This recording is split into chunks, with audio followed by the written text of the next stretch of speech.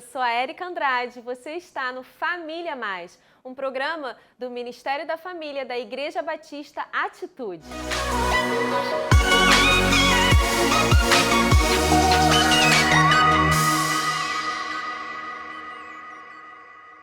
O Família Mais está no ar e hoje o programa está cheio de novidades, tem dicas práticas e falaremos hoje sobre saúde espiritual com um convidado muito especial, uma pessoa motivadora ao extremo, Josué Valandro de Oliveira Júnior, pastor Josué da Igreja Batista Atitude. Vamos para a reflexão do dia? A reflexão do dia é: assim como você se imagina na sua alma, assim você é. Como você se vê? Você consegue identificar seus dons e talentos que te fazem único? Você sabia que você foi criado à imagem e semelhança de Deus? Que você é a menina dos olhos de Deus? Creia nisso, creia nessas verdades. É a Bíblia que te promete.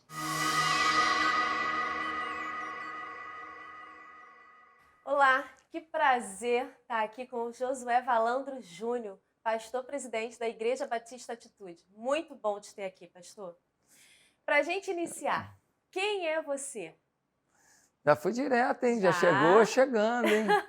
Bem, é um prazer estar nesse programa que está fazendo a diferença, está abençoando famílias e está com você, que é uma filha querida, né? Para quem não sabe, fiz os 15 anos dela. Não é que eu sou velho, não, eu era novinho, mas ela quis que eu falasse nos 15 anos dela.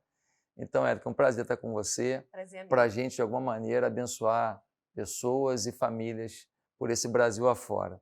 Quem sou eu? Eu acho que eu sou uma pessoa que tem uma motivação diferenciada, né? Não acho que eu tenho uma inteligência diferenciada, não acho que eu tenho um skill diferenciado, mas eu acho que tem uma motivação. E eu tenho uma frase, que é uma frase minha, que eu nunca li em lugar nenhum, mas ela é um norte para a minha vida. O motivado ganha do inteligente. O motivado ganha do inteligente. E essa motivação fez eu realizar algumas coisas que muita gente mais inteligente do que eu, mais capaz do que eu, mais inteligente em termos intelectuais do que eu, talvez não tenha conseguido realizar, porque as realizações da vida não são apenas baseadas naquilo que você consegue pensar, mas é naquilo que você consegue insistir em realizar. E então a minha vida é marcada por isso aí, motivação. Motivação vem da palavra motor, ou seja, é uma máquina em funcionamento. É exatamente o que você é, Não né, pode pastor? parar, é isso aí. Que vive em movimento. Que bom, que introdução boa. Começamos bem. Muito bem. Uhum. Qual é o caminho para as pessoas encontrarem sua real identidade? A gente ouve falar muito em identidade, hoje mais do que nunca está sendo muito propagado sobre identidade. O que você pode estar falando para a gente de como a gente encontra essa real identidade? Essa pergunta ela é muito inteligente e muito profunda. Porque quando a gente fala de identidade, a gente precisa associar a isso uma palavra, relevância. Uma pessoa só consegue encontrar sua identidade se ela entende a sua relevância para a vida. Se alguém encontra uma identidade que não serve para nada, uma identidade que não faz a diferença em nada, uma identidade que não merece continuar vivendo, isso não é a identidade da pessoa. E como é que um ser criado por Deus pode não ter um propósito de Deus? Jesus disse, eu vim para que vocês tenham vida, vida com abundância. Ou seja, ele não quer só me dar vida, ele quer que eu tenha uma coisa abundante. É propósito dele. Quem é que cria alguma coisa sem propósito? Você, quando vai fazer uma faculdade, você tem um propósito. Você teve uma filha, um propósito. Você casou, um propósito. Como que alguém faz alguma coisa sem propósito? Não existe isso. Então, quando o Criador fez a gente, fez com propósito. Então, a identidade de uma pessoa tem a ver com a sua relevância. Se a pessoa não consegue perceber aonde que ela exerce uma relevância, ela não vai encontrar o centro da sua identidade. Então, são 3 fases que a gente precisa entender. Primeiro, qual é a minha relevância? Qual é a a atmosfera que eu consigo influenciar, qual é o grupo de pessoas que eu consigo influenciar, o que eu faço bem, o que eu tenho de bom para as pessoas, o que eu acrescento ao mundo. A sua identidade está nisso. Então, segunda coisa, eu agora preciso entender como desenvolver a minha relevância. Por quê? Porque a pessoa, ela falou, eu sou uma pessoa que sei fazer isso, sei fazer aquilo, eu gosto disso, eu gosto daquilo, meus princípios são esses, essa é a minha identidade. Tá. Como é que isso é visto? Como é que eu posso melhorar a oportunidade das pessoas perceberem que eu tenho essas qualidades que eu acabei de descrever agora? Seria como colocar em prática, é isso? Como colocar em prática? Eu tenho que estudar, eu tenho que ler livro, eu tenho que fazer curso, eu tenho que conversar com pessoas inteligentes, eu tenho que fazer conexões com pessoas que me acrescentam e não gente que me bota para baixo. Quer ver um tipo de gente que te bota para baixo? É aquela pessoa que, quando você conversa com ela, ela sempre tem uma fofoca de alguém para fazer. Sempre tem um mal para contar de alguém. Entendi. Sempre tem uma crítica para fazer sobre o sucesso de alguém. Sempre tem uma justificativa para falar sobre a vitória que alguém teve. Essa pessoa te joga para baixo, porque ela te nivela pelos maus. Ela te dá uma sensação de que você é melhor do que aqueles os quais ela falou mal. E não, ela está simplesmente falando isso para você, depois vai falar com o outro sobre você. Ela não te acrescentou nada, só te poluiu de informação desastrosa. Porque se aquela pessoa que ela não gosta teve um sucesso, por que teve? Ela, ao invés de aprender com o sucesso da pessoa, ela prefere justificar por que a pessoa teve um sucesso, que ela acha que não é, e tentar de alguma maneira falar, eu não tenho sucesso porque desse jeito também não quero. Inveja. Recalque. É verdade. Recalque. Então, identidade tem a ver com a minha relevância. Eu tenho coisas boas na minha vida, eu tenho perfis bons, eu tenho valores bons. Segundo, como eu desenvolvo a minha relevância? Terceiro, como é que eu faço o mundo notar que eu desenvolvi essa relevância? Como, pastor? Pois é, eu tenho que agora fazer as pessoas notarem, eu tenho que fazer de alguma maneira as pessoas perceberem. Você, por exemplo, está aqui. Você está apresentando um programa de televisão. Tá certo? Você nunca tinha feito isso. Verdade. Você está mostrando uma relevância. Você tinha um potencial para fazer uma coisa que nem você talvez soubesse que tinha. Você nunca tinha tentado. Um dia alguém te desafiou, você aceitou o desafio, fez a primeira vez, apanhou um pouquinho, faz a segunda, daqui a pouco você está dando aula para a Xuxa. É assim. Entendeu? É assim. Então a gente precisa agora fazer com que o mundo comunique. Não adiantava eu estar numa escola municipal, com uma igreja ali, que povo amoroso, que legal. Tá. Mas calma aí, eu quero que o mundo saiba que a gente é amoroso. Verdade. Eu quero que o mundo saiba que Deus tem agido nesse lugar, que famílias têm sido transformadas aqui. Então, vamos fazer coisas. Por exemplo, hoje, eu estou muito mais focado no mundo digital. Eu peguei minha rede social nos últimos 5 meses, eu fui de 40 mil para 160 mil. Tá certo? Quando for hoje, eu vou estar com 170 mil. Por quê? Porque eu entendi que eu tinha que me comunicar com o mundo. Eu tinha que fazer alguma coisa mais relevante, mostrar as coisas que eu tenho feito, as coisas que eu tenho pensado, aquilo que Deus tem me comunicado, as coisas que eu li, que eu estudei, que eu aprendi, as experiências dos meus erros, para que as pessoas não cometam os mesmos erros. Então, a gente começa a pegar agora o mundo digital para dar relevância àquilo que eu já sei que é minha identidade, aquilo que eu já sei que eu desenvolvi de alguma maneira. E assim vai no processo. Identidade, relevância, aprimoramento e mostrar, né, essa relevância. É um processo que a gente precisa ter na vida. Muito interessante o senhor trouxe para a gente, porque quem está em casa, quem está nos assistindo, nos ouvindo, precisa entender que todos nós fomos dotados, fomos, né, ali presenteados por Sim. Deus com dons e talentos, é isso? Perfeito. Tem gente que acha que não tem talento, tem gente que acha que não tem dom nenhum para alguma coisa, e basta descobrir, né? Tem ali, mas ele precisa ter essa descoberta que vai ser feita através da sua identidade. Nós temos lá na igreja uma pessoa que ele é policial. Ele é policial. E ele instala qualquer coisa. Um dia desse, eu fui lá na casa dele, os móveis, ele que fez. Coisa linda. Ele está fazendo para ele, faz com perfeição. Fazendo estante, fazendo armário de cozinha, fazendo tudo. ele tem uma inteligência diferenciada para isso. Mas ele entrou numa profissão, talvez não soubesse que tinha essas habilidades, mas aí a vida vai acontecendo, você fala, não vou gastar isso não, vou tentar fazer. E hoje ele desenvolveu habilidades que ele nem sabia que tinha. E talvez, se ele tivesse entendido isso lá atrás, não seria policial, seria hoje talvez um empresário do ramo de imóveis. Então, a gente precisa acreditar que existem potenciais escondidos na gente. Você sabe onde que estão as maiores riquezas do mundo? Onde? Não são nas minas de urânio da Rússia, não são nas minas de diamante da África, nas minas de ouro, não estão nas reservas de nióbio do Brasil. As maiores riquezas estão nos cemitérios. Porque nas covas dos cemitérios estão os poemas que nos foram escritos, as músicas que não foram escritas, estão as empresas que não foram montadas, estão os cursos que não foram fornecidos, potencial armazenado, morreu com a pessoa. Eu tenho uma vida e a vida é curta. Enquanto eu tiver fôlego, eu quero mostrar tudo o que eu puder para o mundo. Então, minha vida tem sido uma reinvenção constante, né?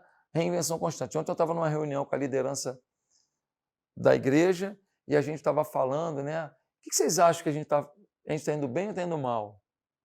Aí o pessoal começou a falar, poxa, conseguimos isso, conseguimos aquilo. No meio da pandemia, um monte de coisa boa que a gente executou e papapá. Pô, semana retrasada, 200 batismos, só na sede, fora as igrejas filhas, e pá. Eu falei, gente, mas olha só, isso aqui diminuiu, isso aqui, tal. Aí alguém fala assim, você tá sempre insatisfeito? Não, nem insatisfeito, eu estou satisfeito, eu só não estou conformado. Enquanto tiver uma família chorando, enquanto tiver um filho desviado, enquanto tiver uma pessoa sem Deus, enquanto tiver alguém achando que se basta, enquanto alguém estiver dizendo eu sou ateu e graças a Deus que eu sou ateu, a gente tem que se desafiar, se reinventar, ressignificar a vida para gerar relevância nas pessoas. Então, é isso que eu procuro passar para as pessoas da igreja. Elas têm relevância. Então, quantas pessoas da nossa igreja que depois de ouvir sermões ali, resolveram empreender. Não tinha isso no sangue. Montaram empresa, montaram negócio e estão avançando. Pastor, montei um negócio de trufa. Ah, pastor, estou fazendo pão de mel. Um monte de gente estão acreditando no seu potencial de gestão. Aí eu falo, agora desenvolva a sua habilidade. Faz um cursinho, aprende sobre administração financeira. Vamos lá, tem uns cursos aqui de família na Igreja Atitude, o CRAU sobre finanças, né? Sobre casamento, sobre criação de filhos, sobre o papel da mulher, o papel do homem, noivos, namorados. Então, desenvolva a sua relevância. E as pessoas estão acreditando, e por isso a gente está mudando, não o mundo inteiro, mas mudando a vida de muita gente. Sua motivação nos contagia. Amém. Que bom. E por que é fundamental ter um crescimento espiritual, pastor? Por quê? O crescimento espiritual ele é fundamental por dois aspectos. Estou pensando aqui agora, né? Sim. Primeiro, pelo alvo que você tem. Você tem alvo na vida, só que a vida te reserva surpresas, algumas boas e algumas bem desagradáveis. Ninguém deve se alegrar com a tristeza do outro. É só questão de dias chegar à sua. A vida é assim. Ninguém deve acusar o outro. É questão de dias você ter uns dedos apontados para você. Questão de dias. É um telefonema. Uma vez uma mulher falou para mim que o marido, depois de muito tempo, eles não estavam vivendo bem, ele pediu para ela se preparar para eles saírem para jantar. Ela ficou toda empolgada, ela falou, que legal, ele está querendo que a gente conserte as coisas, que a gente se acerte. Aí ela foi, botou um perfume daquele top, né, o Mística do Deserto, foi lá, botou aquele batom que ele gostava, botou um vestido bonito, papapá. Aí ele chegou lá, pegou, ela entrou no carro, aí eles foram conversando, sentaram no restaurante e tudo. Aí ele falou, o que você quer pedir? Vou ver qualquer coisinha. Não, pede uma coisa legal. Ela pediu o prato que ela mais gostava, era um pouco mais caro, e pá, bebida e tal.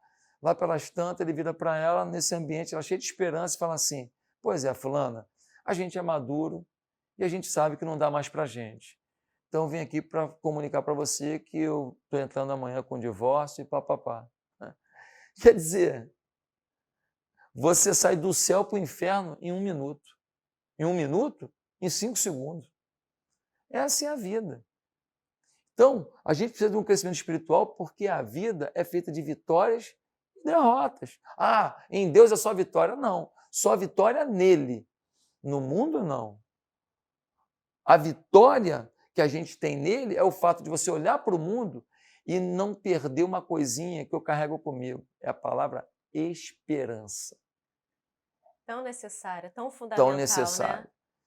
Que faz você vibrar quando você tem uma vitória, mas faz você não perder o rebolado quando você tem uma derrota.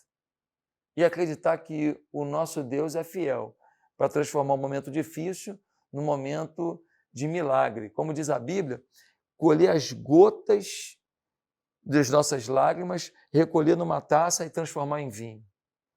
Essa é a simbologia da Bíblia, que cada lágrima que a gente derrama, ele recolhe em taça e transforma em vinho, que é o símbolo de felicidade. Então a gente precisa de crescimento espiritual, primeiro, pelos alvos que a gente tem na vida. Sem ele não vai dar.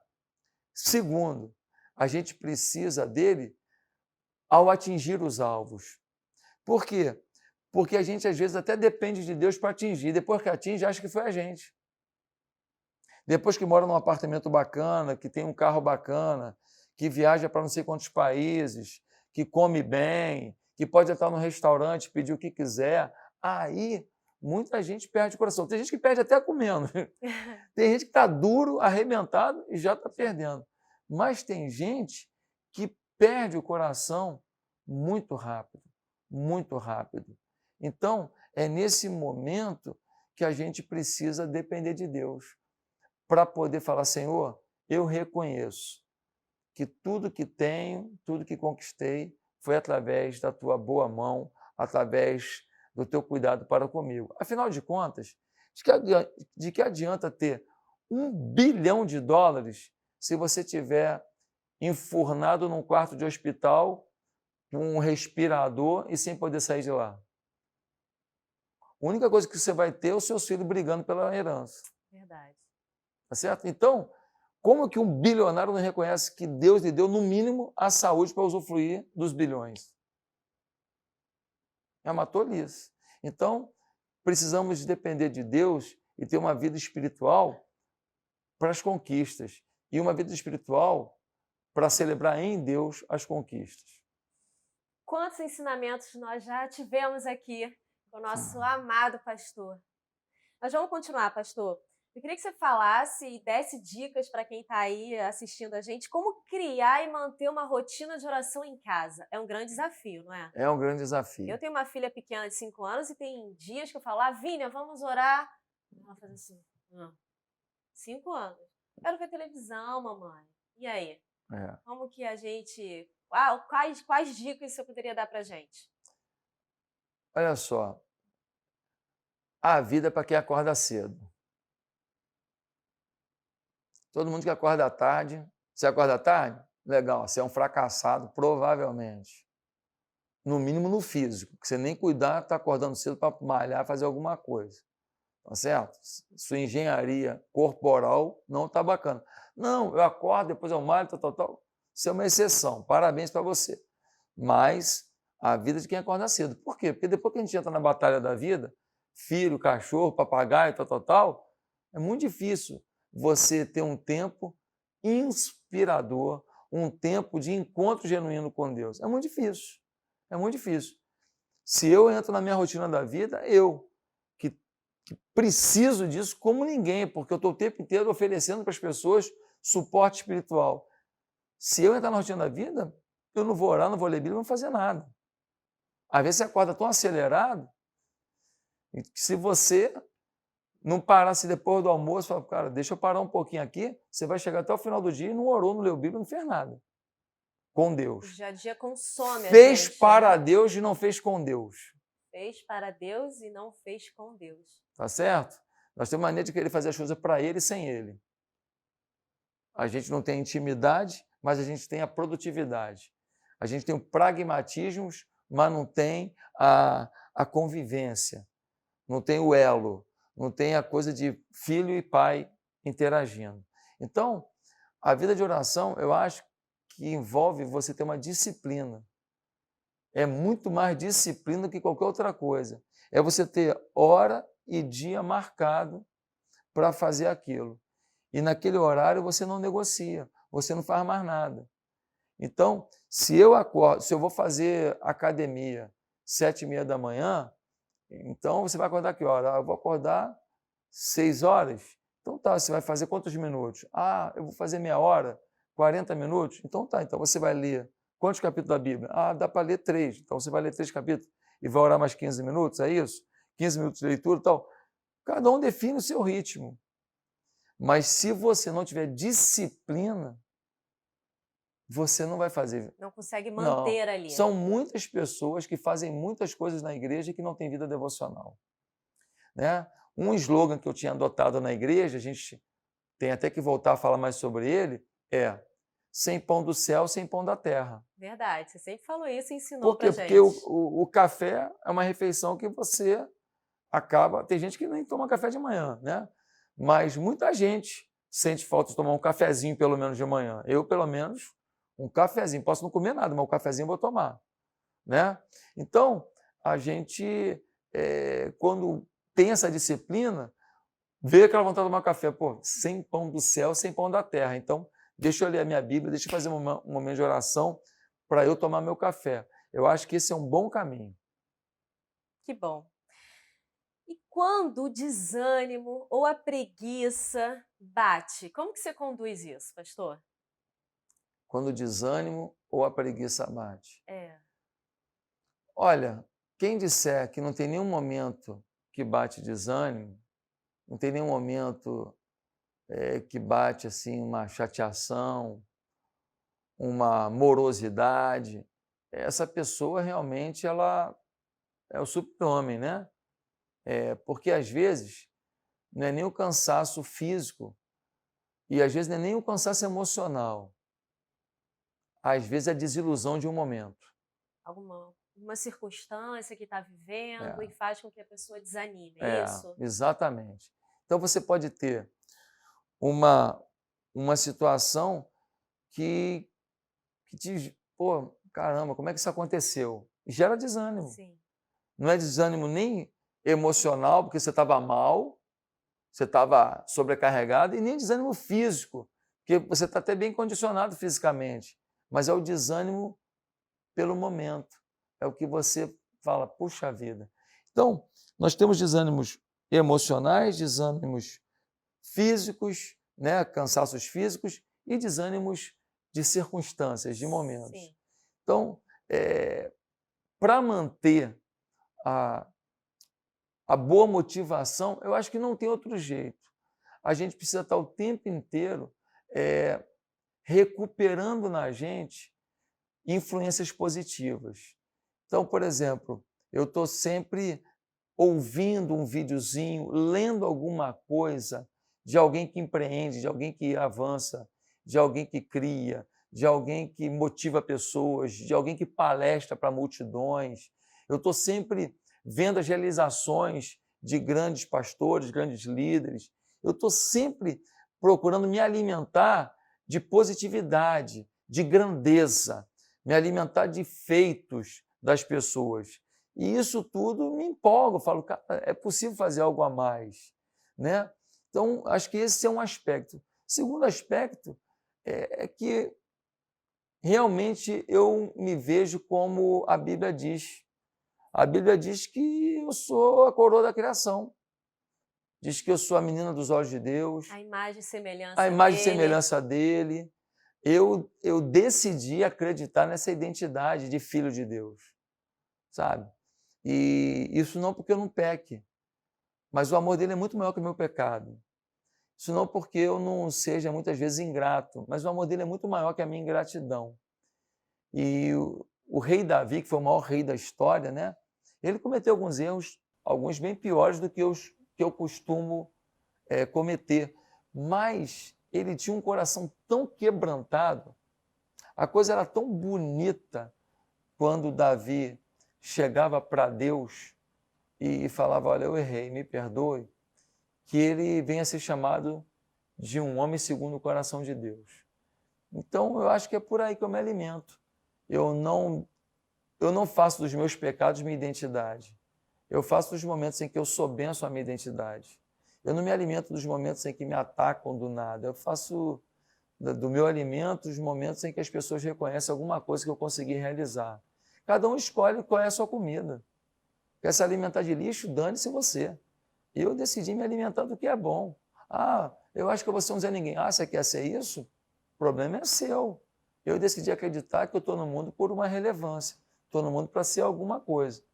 Então, isso não quer dizer que você vai acertar e vencer o tempo inteiro. Isso significa que você não deixa as pressões emocionais, espirituais, físicas, sociais roubarem de você uma identidade em Deus.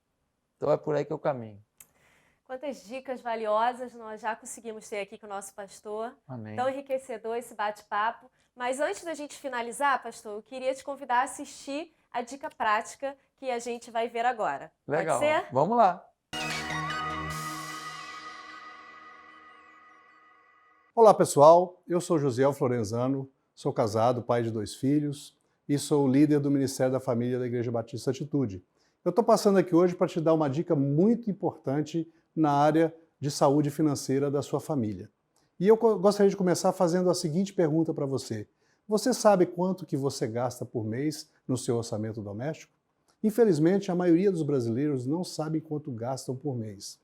Muitos sabem, ou a maioria sabe, quanto ganha por mês, quanto é a sua receita, mas não tem conhecimento claro das suas despesas, porque a maioria não faz controle, não tem uma planilha de controle. Eu gostaria de sugerir e te dar a dica para você ter este controle, ter uma planilha onde você possa lançar diariamente as suas despesas e uma vez por mês, pelo menos, você fazer uma avaliação e ver como está a situação, se tem alguma coisa que você pode reajustar, você pode adequar. E uma coisa que eu faço frequentemente com a minha família. Uma vez por mês eu sento 30 minutos, dou uma olhada junto com meus filhos, com a minha esposa, como estão as nossas despesas. Porque quando a gente envolve a família nesse projeto ou nesse planejamento, fica mais fácil ter o engajamento deles. Quer seja no momento de dificuldade, onde você tem que apertar os cintos, ou quer seja no momento que você pode celebrar uma conquista, uma premiação extra, e você pode trabalhar, então, tendo o envolvimento da família. Muitas vezes a gente reclama dos filhos que eles não apagam a luz do quarto ou não desligam o ar-condicionado, né? Mas eles não têm a noção de quanto custa uma conta de energia elétrica, quanto custa a conta de telefone, por exemplo, e a gente precisa envolver a nossa família. Então, uma dica, ter uma planilha de controle. A segunda dica, ter uma reunião mensal ou bimensal onde você engaje ou você envolva toda a sua família para que eles tenham conhecimento de como está indo a sua situação financeira. Com isso, você vai descobrir coisas que você não imaginava que você gastava. E você pode pegar parte desses gastos, quer seja para investimento, que você não faz ou não fazia, ou quer seja para você conseguir fazer uma viagem, fazer alguma coisa legal com a sua família. Então, eu recomendo que você faça isso. Se você não tem essa planilha, você pode buscar isso na internet, você pode buscar isso com algum consultor financeiro para te ajudar, mas não deixe de fazer o controle das suas despesas, porque hoje em dia está muito difícil aumentar a nossa receita. Então a maneira de nós melhorarmos a nossa saúde financeira é cuidando das nossas despesas. Pense nisso e aguarde a próxima dica no programa seguinte. Um forte abraço e muito obrigado. E aí, pastor, gostou da dica? Top, hein? Muito boa, né? Demais.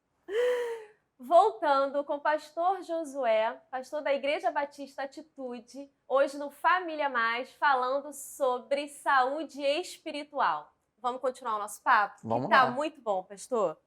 Eu queria que você falasse pra gente como exercer o sacerdócio dentro do lar. Exercer o sacerdócio dentro do lar, primeiro a gente precisa saber o papel de cada um, né?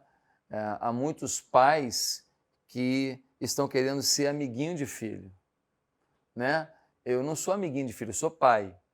Isso aí. Então, um filho pode até seguir um outro caminho, te desobedecer, escolher casar com a pessoa errada, ir para a profissão errada, desvalorizar uma coisa que você fez por ele. Decisão do filho. Mas não porque eu fui amiguinho e ele se sentiu tão à vontade como meu amiguinho para fazer isso. Não, teve um posicionamento claro. Eu sou o pai, você é o filho. Eu digo para você ir por aqui, você quer ir por lá. Arque com as consequências de ir por lá. Então, acho que para exercer o sacerdócio, primeiro a gente precisa de uma identidade clara como pai, como mãe. Segundo, a gente precisa entender que o nosso exemplo conta mais do que o nosso discurso. Porque quando o filho pródigo abandonou o pai e foi fazer as besteiras na vida, não foi por falta de exemplo do pai. Verdade. O pai era top. Então, se o pai ensinou a verdade, tinha uma vida correta, em nenhum momento o filho falou assim, eu vou sair porque você é hipócrita, o que você fala você não vive. Não. Falou, eu quero viver a minha vida. Né? Exatamente. A questão do filho pródigo era, eu quero viver a minha vida.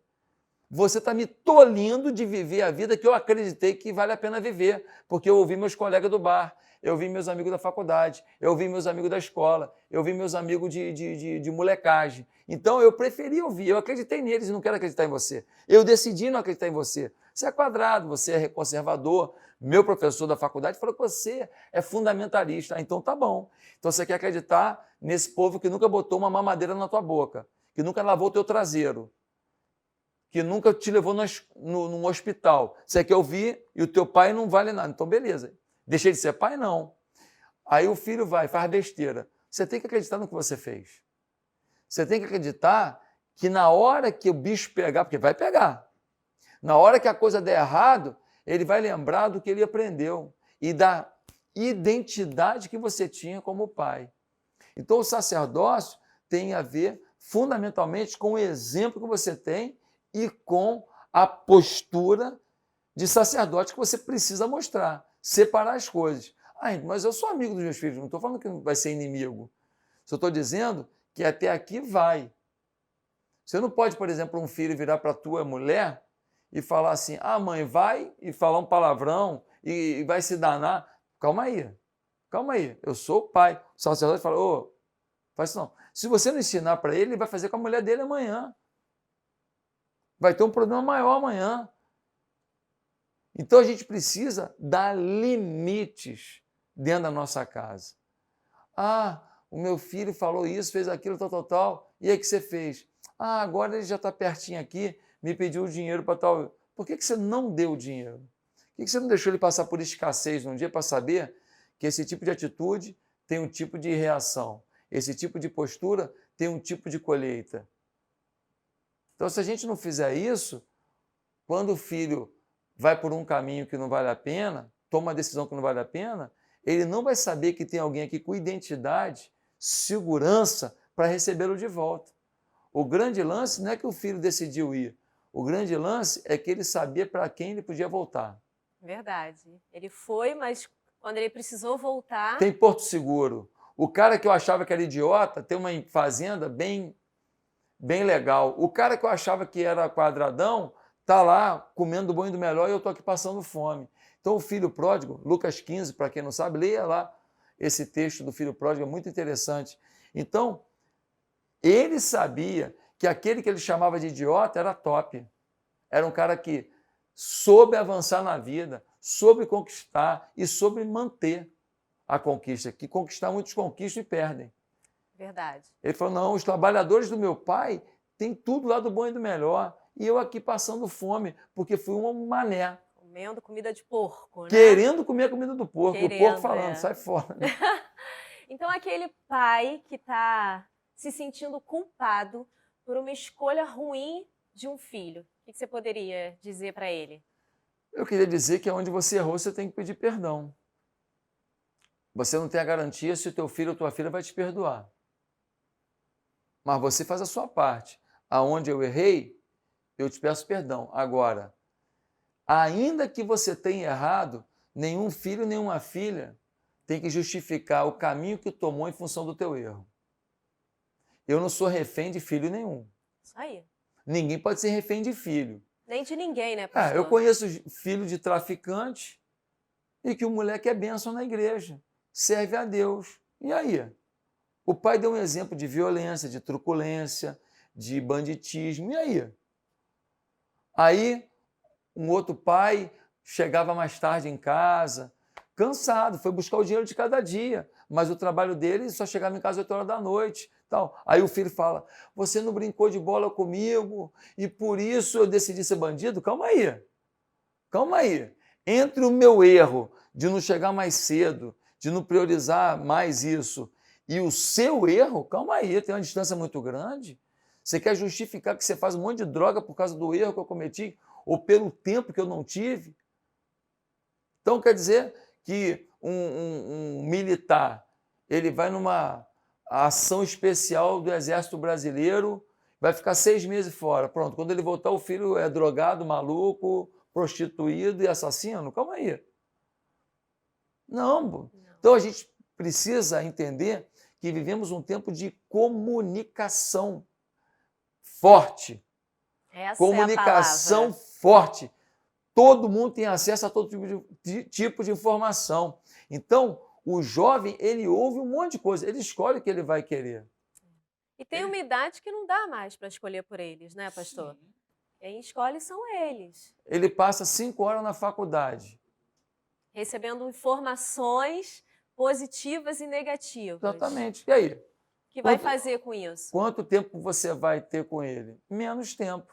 Ah, mas tem que ser tempo de qualidade. Tá? O que é tempo de qualidade? Qual a disposição também do teu filho para receber esse tempo de qualidade? Você tem que se colocar disponível. Se você errou, peça perdão, pai. Peça perdão, mãe. Mas não seja refém. A sua humildade de pedir perdão, ela faz com que você zere essa conta. Agora vamos para frente. Vamos fazer certo. Vamos tentar consertar o que fizemos de errado. Mas com identidade, com autoestima. Senão você vira refém. Já viu menina que manda no pai? Porque o pai adulterou um dia. O pai foi lá e aprontou com a mãe dela. Pronto, agora o cara é escravo. Tudo que ela quer tem que fazer, tudo que ela quer comprar tem que ser comprado. Por quê? Porque o pai virou refém. Não, um dia minha família sofreu por minha causa. Então agora todo mundo vai abusar? Poxa, você errou, pediu perdão e agora vai viver em função do erro que você já cometeu? Aliás, isso me leva a pensar 2 coisas aqui. O risco de viver no passado e o risco de viver no futuro. Quando você vive no passado, você está caminhando para a depressão. Sim. Porque você nunca fica no passado na vitória, na alegria. Normalmente você volta para o passado para lembrar da dor, da perda, Sim, da dificuldade. algo ruim, algo negativo. Algo negativo. Depressão à vista. Se você vive no futuro, como é que vai ser isso? Como é que meu filho vai ser? Como é que a minha filha vai ser? Como é que o meu futuro vai ser? Eu vou ter dinheiro para isso? Vou conseguir aposentar? Aí você vive na ansiedade, porque você não tem domínio sobre o futuro. Você não tem controle sobre ele. Então, no passado, depressão, no futuro, ansiedade. E a ansiedade dispara vários transtornos que a psicologia apresenta. Verdade. São vários, Verdade. vários mecanismos que são disparados que adoecem. Aí você fala assim, e aí, qual é o segredo? O segredo é eu aprender com o meu passado e trazer ao presente o meu futuro. Ou seja, o meu futuro, eu estou vendo lá, pode acontecer isso? Então deixa eu tomar uma decisão agora que melhora aquilo lá. Eu vivo o presente. Eu vivo o concerto do futuro com decisões no presente. Eu não viro o concerto do futuro sofrendo pelo futuro.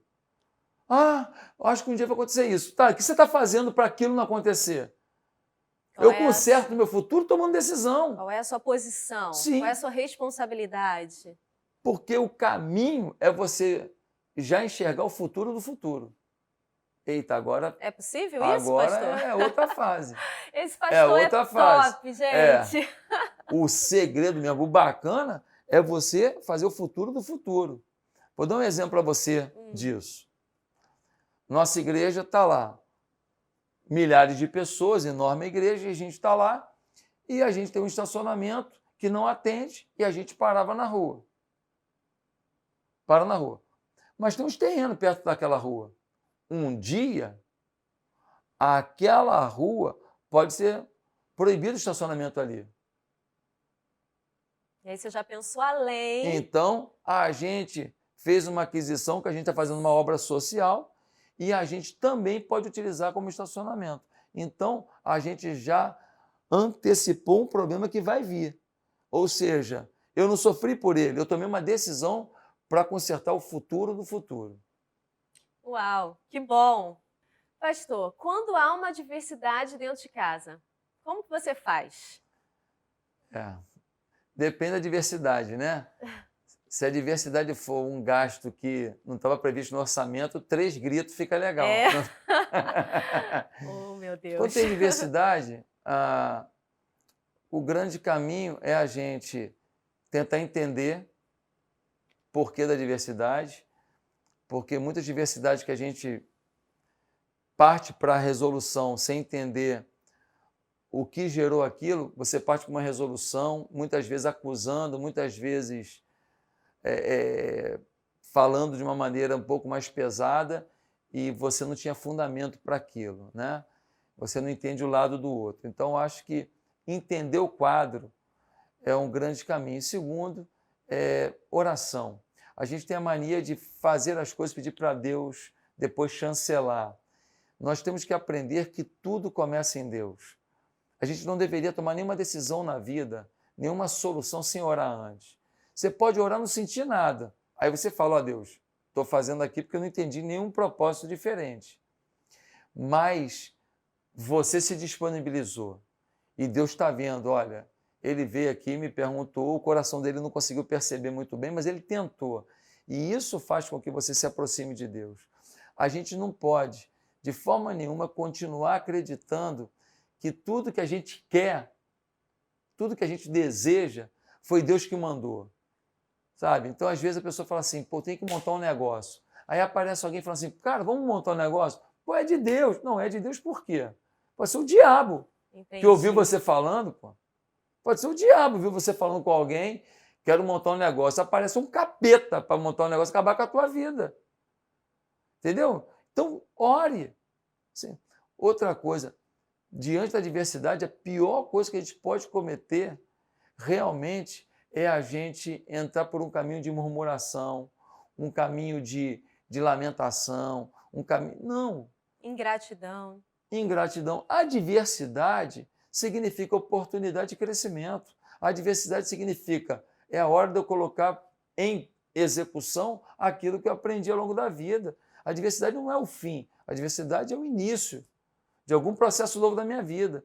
Se eu não olhar para a diversidade dessa maneira, a depressão me pega, o mal-estar me pega, a tristeza me pega, a angústia me pega. Porque a diversidade faz parte da vida. Jesus nunca enganou ninguém. No mundo tereis aflições. A diferença é como a gente reage diante das adversidades, é isso? Perfeito, perfeito. Pastor, queria te agradecer muitíssimo, foi assim muito bom te ter aqui. A gente pôde aprender muito com a sua vida, com os seus ensinamentos, com a sua experiência, com a sua motivação. Se tem uma pessoa que é motivada, é o Senhor. Motorzinho. É verdade. Então, assim, eu queria agradecer muito a sua presença no Família Mais. Sei que todos que estão em casa serão tremendamente abençoados com tantos ensinamentos que nós podemos ter. Amém. Que o Senhor volte mais vezes para estar aqui com a gente. Cachê é bom, cachê é bom. Eu queria pedir para você seguir a gente nas redes sociais, tanto do Ministério da Família, como da Igreja Batista Atitude, como do Pastor Josué, para você ficar por dentro de tudo que acontece lá, tá? Para você acompanhar aí. A gente em breve vai ter o Congresso da Família, que vai ser assim algo que vai ser impactante em cada família. E pega esse link, compartilha com o maior número de pessoas possíveis para que mais famílias sejam abençoadas através desse programa. E a gente se vê na próxima semana no Família Mais. Até lá!